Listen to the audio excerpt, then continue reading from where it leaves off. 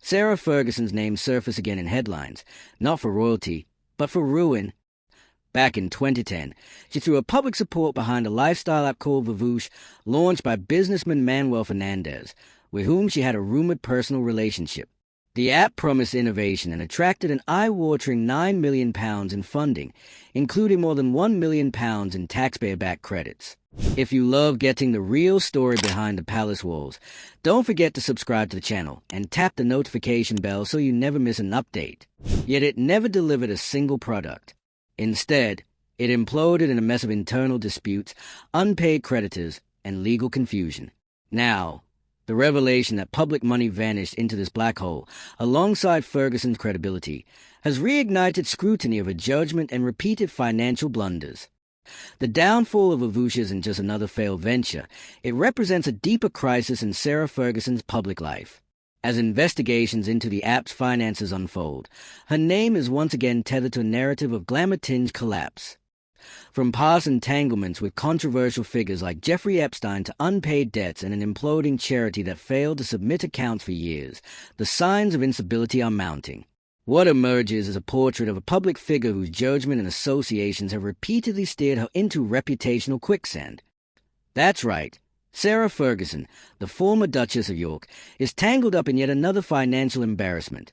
This time, it involves a failed lifestyle app called Vavoosh, which somehow managed to burn through £9 million, including over £1 million in public funding, without ever releasing product. Yes, you heard that correctly. A government-backed tech venture, fronted by a royal figure, ended in total collapse. No app, no deliverables, just lawsuits, debt, and a giant question mark around where all that money actually went. And while Fergie wasn't in charge of running the show, she publicly supported it, was financially involved, and was romantically linked to the man behind it all. If this sounds familiar, it's because this is classic Sarah Ferguson. Big ideas, high-profile partnerships, and a spectacular crash landing. If you love getting the real story behind the palace walls, don't forget to subscribe to the channel and tap the notification bell so you never miss an update. So let's unpack the latest chapter in a decades-long saga of messy financial decisions, shady associations, and a kind of royal-adjacent chaos that somehow always ends with unpaid debts and damage control. The app was called Vavoosh. Launched in 2010, it was pitched as a lifestyle app. What kind of lifestyle? Unclear. What did it actually do? Also unclear. What is clear is that over the course of several years, it raised a total of about £9 million, with more than £1 million of that coming from taxpayer-backed innovation funding. And what did it deliver in return for that money? Absolutely nothing. Not a single usable product. Not a public beta. Not even a functional prototype. The only thing Vavoosh managed to produce was a long paper trail of communication breakdowns, legal disputes, and broken promises. At the center of it all, Manuel Fernandez, a businessman, yes, but more notably, someone with a close personal relationship with Sarah Ferguson, so close, in fact, that tabloids didn't hesitate to speculate about a romantic connection. And to be fair, those rumors didn't exactly come out of nowhere. Fergie publicly supported Fernandez's venture. She appeared with him at events, vouched for the app's vision, and backed the business to such an extent that she was even owed around £50,000 by the time it all collapsed. Now, to be clear, she wasn't on the board. She wasn't managing day-to-day operations. But her name, her image, and her royal association gave the venture credibility. She helped sell a dream. And when that dream crashed and burned, she was right there in the debris field. Because this wasn't just a quiet failure. This was a headline-generating disaster. One that involved public funds. One that left creditors empty-handed. And one that raised serious questions about oversight, accountability, and why anyone thought this was a good investment in the first place. And just when you think that's where the story ends, it gets worse. The charity tied to Fergie's ventures, once touted as a beacon of a philanthropic work, is now under fire for failing to file its accounts for 4 years. And according to reports, it did little to no actual charitable work during that time. It's now facing potential dissolution by regulatory authorities. Not a great look for someone who's already under a microscope. Because, let's not forget, this isn't happening in a vacuum. Sarah Ferguson's reputation has been under pressure for years. Her name has come up in connection with Jeffrey Epstein. She's lost her royal patronages. Her personal finances have long been a source of public scrutiny. So when a £9 million tech disaster implodes under her unofficial endorsement, people are going to connect the dots. And those dots paint a very familiar picture. This is far from her first brush with financial scandal. We've seen the same pattern before. Grand plans, high-profile backing, questionable partnerships, and eventually unpaid bills, bad headlines, and a scramble to distance herself from the wreckage. It's a cycle, and it keeps spinning. Now let's talk about the elephant in the room. Public money. Over £1 million in taxpayer funding, money earmarked for research and innovation, was funneled into Vavoosh. That's not just embarrassing. That's outrageous. For a project to receive that level of financial support and still produce nothing, it's a slap in the face to every startup founder out there grinding for grants and investors. And yet, somehow, Vavoosh secured the cash, made the promises, and walked away with nothing to show the public. The company is now in administration, and creditors are lining up to see what, if anything, they can. Fernandez, the central figure, has faced accusations of unpaid debts and mismanagement, though has denied any wrongdoing. Still, the legal issues speak for themselves. And when your biggest public supporter is the former Duchess of York, who also happened to be on the hook for £50,000, the optics are not great, especially when her involvement adds an extra layer of intrigue. Because Foji didn't just cheer this project on from the sidelines. She was reportedly engaged enough to be owed money. She made public appearances with Fernandez. She stewed by the vision of the app. And in doing so, she lent royal-adjacent credibility to something that turned out to be a financial black hole. And while she wasn't running the company, her endorsement mattered. It helped shape public perception. And it likely influenced funding decisions. Because let's be real, if you're pitching a lifestyle app backed by a literal duchess, people are going to listen. But when the whole thing falls apart, that royal shine turns into PR kryptonite. And then there's a charity, another piece of this collapsing house of cards. Linked closely to her ventures, it's now being investigated after failing to submit basic financial documents for years. The Charity Commission is threatening to strike it off the register entirely. And the lack of any meaningful charitable work raises the obvious question, what exactly was this charity doing? Because from the outside, it looks like another operation with good branding and poor execution. Another ambitious project that fizzled out quietly until the paperwork caught up with it. Now, with the media piling on, it's hard to keep track of which scandal is hurting her image more. The failed app, the silent charity, the Epstein connection, the royal demotions. It's all part of a pattern that feels less like bad luck and more like a chronic lack of judgment. And here's where it really starts to hit. Sarah Ferguson isn't just dealing with one failed venture. She's dealing with the accumulation of reputational damage. One controversy blurs into the next. One questionable relationship overshadows another. And even when she tries to relaunch or rebrand, she's doing so under the weight of a public image that keeps getting dragged back into the same kinds of mess. Every new business effort, every public appearance, comes with that lingering skepticism. Is this another? And that's a brutal place to be. Because when you've been tied to this many financial failures, public trust is hard to rebuild. Even if you weren't running the company. Even if you were just a face. Even if you're technically a creditor, not a debtor, your name is still on it. And in the public eye, that's what sticks. Right now, ongoing investigations are still unraveling the full extent of the charity's inactivity and the questionable business decisions behind Vavoosh. But let's be honest, the damage is already done. Taxpayers are out over £1 million. Creditors are still owed. There's no product, no app. Just another cautionary tale about what happens when glitzy endorsements mask weak foundations. And Sarah Ferguson, whether she likes it or not, is at the center of that tale. So what's next? Maybe a carefully worded statement. Maybe another pivot to a new venture. Maybe a public reminder that she was also a victim in all this. But none of that changes the fact that the pattern is clear. And unless there's a serious shift in how she chooses her business partnerships, this cycle is likely to repeat. And here's the kicker. When royal status meets bad business, the fallout is bigger, it's messier, and it's far more public. Because this isn't just about misjudgment, it's about accountability. about why someone with as many financial misfires keeps getting back in headlines and second chances. So let's just call it what it is. Another failed venture, another red flag, and another hit to a public image that's been teetering for years. What do you think about the whole Vavoosh fiasco? Should royals be getting involved in business ventures like this at all? And who should really be held accountable when public money goes into a black hole? Drop your thought in the comment below, because we need to talk about how these things keep happening. And while you're at it, hit that like button if you're side-eyeing this whole mess. Subscribe for more deep dives into royal drama and celebrity disasters. And share this with someone who still thinks apps backed by royals are a safe bet. Because at this point, Vavoosh is less of a brand name and more of a cautionary punchline. Here's the thing. Vavoosh wasn't some scrappy side hustle that quietly fizzled out. This was a full-blown, high-profile vanity project with real money, real backers, and real expectations. And when you involve £1 million in taxpayer money, the stakes aren't just financial, they're public. That's where Sarah Ferguson's role becomes so critical. She may not have been pulling the operational strings, but her public image was absolutely part of the pitch.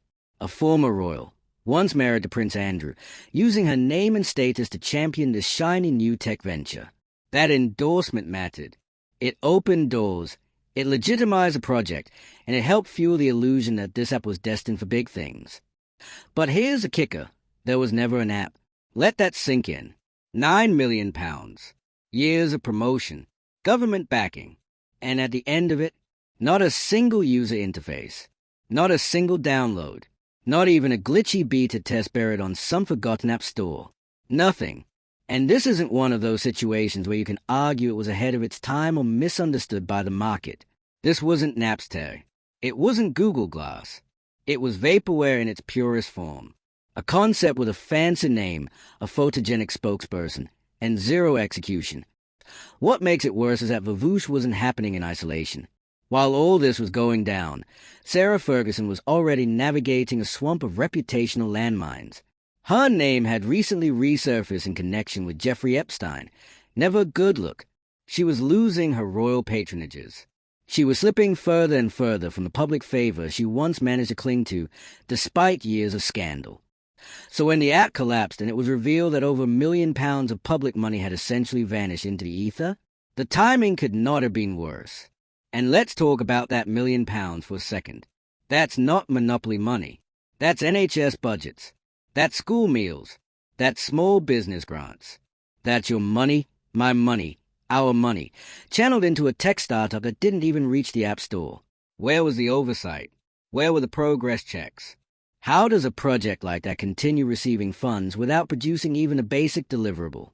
It's the kind of situation that makes people deeply cynical about how government funding is allocated and who gets access to it.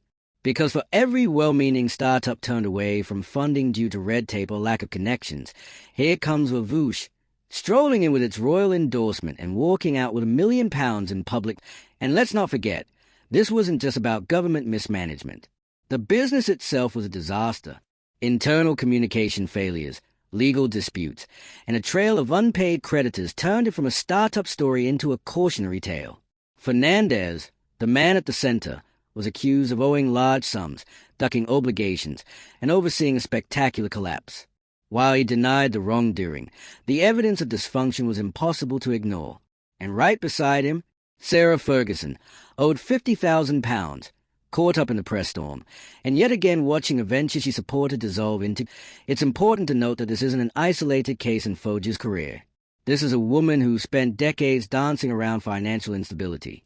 Whether it was her £5 million debt in the 1990s, her controversial weight loss endorsements, or her infamous cash for access scandal where she was caught on camera offering to sell access to Prince Andrew for money, there's always been a pattern. She jumps into partnerships that don't hold up under scrutiny. She backs ventures that don't deliver. And when it all falls apart, she tries to step back and say, well, I wasn't in charge, which might technically be true. But at some point, the repetition stops looking like bad luck and starts looking like bad judgment. And now, even the charity tied to her name is collapsing. Let's talk about that.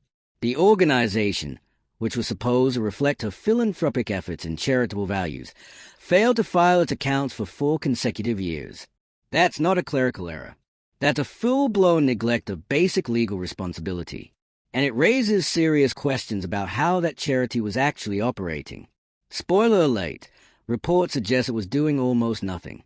Very little charitable work, no transparency, and now the authorities are preparing to strike it off the register entirely. When your charity is under investigation and your tech startup just torched millions of pounds, it's hard to keep up the facade of someone who's turning things around. Especially when you're still publicly linked to shady figures and former flames who seem to leave a trail of lawsuits wherever they go. Sarah Ferguson's defenders might argue she's just had bad luck with business partners. But how many times can that excuse fly? At what point does it become a pattern? At what point do we acknowledge that her choices, her endorsements, have consequences? The truth is, Fergie's public persona has always been a complicated cocktail of charm, scandal, and reinvention. She's the royal rebel, the outsider who tried to make her own way. And for a while, that narrative worked. People gave her credit for being relatable, for being human, for hustling outside of the gilded cage. But now, that same hustle is looking a lot more like reckless decision-making. The kind that keeps getting other people burned. Investors, employees, taxpayers, and now, again, her own reputation. And let's be honest, she's not a 20-something startup founder learning on the job. She's a seasoned public figure who's had every opportunity to learn from past mistakes. The fact that Vavoosh even happened in the first place shows that either she hasn't learned, or she thinks the rules don't apply to her. That's where the public frustration comes in. Because this isn't just about one app or one charity. It's about a decades-long pattern of missteps that somehow keep getting swept under the rug. And now, the rug's looking a little crowded. Where does she go from here? The truth is, she's running out of lanes. With a charity under threat, with failed business after failed business, and with a constant drip of negative press, the options are narrowing. It's going to take more than a glossy interview or a rebranded project to undo this much reputational damage. Because when you strip away the palace walls, the headlines, the fairy tale nostalgia, what you're left with is a string of financial disasters, questionable associations, and a public figure whose judgment continues to disappoint. So here we are, another royal-adjacent scandal, another pile of taxpayer cash gone, another black mark on Sarah Ferguson's already bruised public image. And whether she admits fault or not, one thing's certain, the damage is done. The receipts are in, and the world is watching. And look, if Vavoosh was just an isolated misstep, a one-time blunder from someone trying to dip into the tech world, it might have faded quietly into the long list of failed startups. But this wasn't that. This was a public, government-funded failure, backed by someone who should have known better. And that changes. It's one thing when a random entrepreneur fumbles a launch. It's another when a former royal uses a platform to elevate a venture that ends up doing nothing. Because it wasn't just investors who got burned here. It was us. Public money. Taxpayer funding meant to support innovation and growth got poured into a glossy concept that evaporated without a trace. And let's not ignore the role her name played. Sarah Ferguson's involvement gave the entire thing legitimacy. When she smiled for the cameras, when she showed up with Fernandez, when she publicly endorsed the app, it signaled to investors and officials alike that this was something worth backing. That's what influence does. It opens doors that stay locked for everyone else.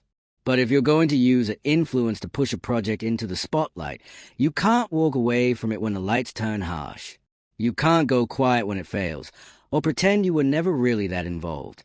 That's not how accountability works, especially not when you spent years bouncing from one financial controversy to another. And let's not forget the money she personally lost in this. The £50,000 she was allegedly owed by Fernandez, that's a significant chunk of change. It shows she wasn't just a cheerleader on the sidelines. She was financially entangled in the whole mess. Which raises more questions. Why did she invest? What was promised to her? And what kind of due diligence, if any, was done before she put her name and her cash on the... And the kicker? The pattern here is so familiar. Sarah Ferguson has a track record of entering business ventures that sound good on paper, but unravel under even the slightest pressure. Whether it's weight loss endorsements, reality TV stints, or charity initiatives, there's always this sense of ambition outpacing strategy, vision without execution, style over substance. And now, this failed app joins a long list. Pair that with a charity scandal, the one that hasn't filed accounts in 4 years and allegedly did next to no charitable work, and it's like the wheels are coming off every part of her public persona at once. A supposed philanthropist, now under regulatory threat. A backer of innovation, now tied to financial waste. A former duchess, now struggling to maintain relevance without inviting scrutiny. That's the real tragedy here. Not just the financial losses, but the reputational cliff she's teetering on. Because how many more missteps can she afford before the public just stops giving her the benefit of the doubt altogether? And yet, the machine keeps moving. New ventures, new appearances, new attempts at reinvention. But it's all happening under a cloud that gets darker with each scandal. Because you can rebrand a public image, but not when you refuse to acknowledge the mess behind it. Here's the bottom line. When your name carries weight, your missteps carry impact. Sarah Ferguson isn't a random investor. She's a former royal, someone with public trust and public attention. And when you co-sign a project that flops this hard, with as much money involved, people will hold you to a higher standard. And they should. Because the damage here isn't just personal, it's institutional. It reflects a larger problem of how easily influence can be mistaken for credibility. Of how fast public figures can help funnel serious money into weak ideas without serious oversight. So yes, Vavoosh is dead. The charity is circling the drain. But the questions? They are still very much alive. Let us know what you think down below. Should Sarah Ferguson face more accountability for her role in this? Should the government be doing more to vet these kinds of ventures before throwing money at them? And how many second chances does one person really get? If you made it this far, hit that like button. It helps more people find these breakdowns. Subscribe if you want a full download every time a celebrity-endorsed disaster hits the headlines.